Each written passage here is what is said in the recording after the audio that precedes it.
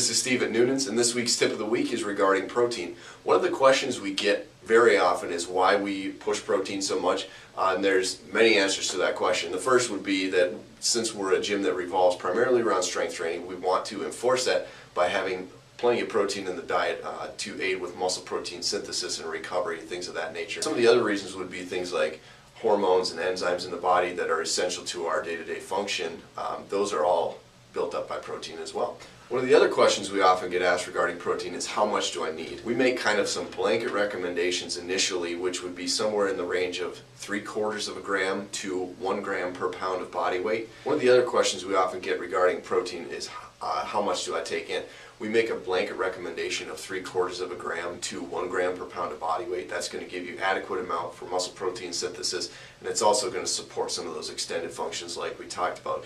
The other thing there is when your protein is higher, you're also going to be less likely to be taking in some of the other macronutrients in excess, whereas it's sometimes tougher to think of things in terms of restriction, trying to cut down on something. It's easier to just replace it with something that's maybe better. When we're looking at protein sources, oftentimes our recommendations are going to be get as close to the original source as possible and find things that are complete proteins.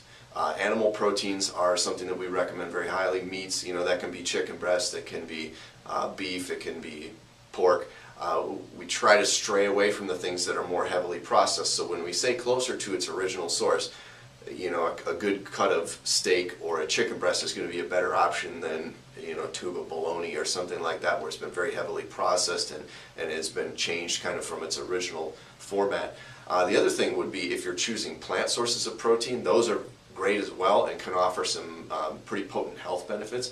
The thing that needs to be watched for there is that you have a complete amino acid profile. Amino acids are the building blocks of proteins, and there are some that are not always available in all plant sources, so you just need to make sure that it's balanced across the board. Some of the time we'll use supplementation, which could be bars or powders.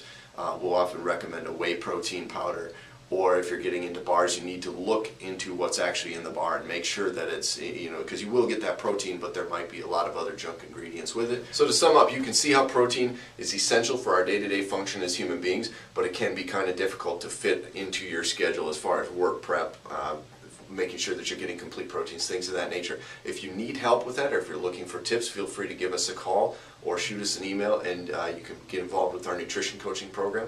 Otherwise, just push that protein and see it reflect positively in your body composition and your performance.